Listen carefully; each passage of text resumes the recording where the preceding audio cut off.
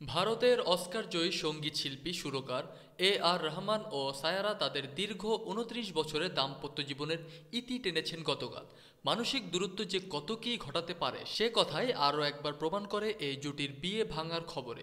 এ খবরের রেশ কাটতে না কাটতেই রহমানের ব্যান্ডের বিখ্যাত বেজিস্ট ও সহকর্মী মোহিনী দে তার স্বামী মার্কের সঙ্গে বিচ্ছেদের ঘোষণা দিয়েছেন।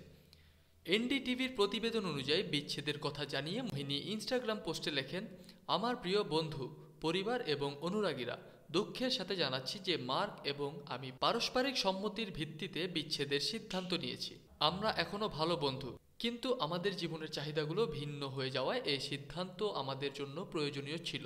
আমরা একসঙ্গে বিভিন্ন প্রকল্পে কাজ চালিয়ে যাব, যেমন মামগি এবং মোহিনী দ্য গ্রুপ। আমাদের কাজের সম্পর্ক আগের মতোই থাকবে। মোহিনী ভক্তদের কাছে অনুরোধ করে বলেন, এই কঠিন সময়ে আমাদের সিদ্ধান্তকে সম্মান করুন এবং নেতিবাচক মন্তব্য করা থেকে বিরত থাকুন।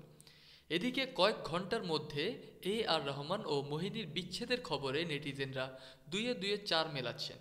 এই খবর জানার পর সোশ্যাল মিডিয়ায় মিশ্র প্রতিক্রিয়া দেখা গেছে।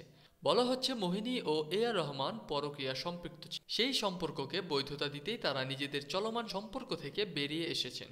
২৯ বছরের মোহিনী দে ভারতের একজন প্রতিভাবান বেজিস্ট। এছাড়াও তিনি Jason Richardson, Zakir Hussain, Will Smith, Sivamani, Jordan Rudess এবং স্টিভ ভাইয়ের মতো বিখ্যাত শিল্পীদের সঙ্গেও কাজ করেছেন।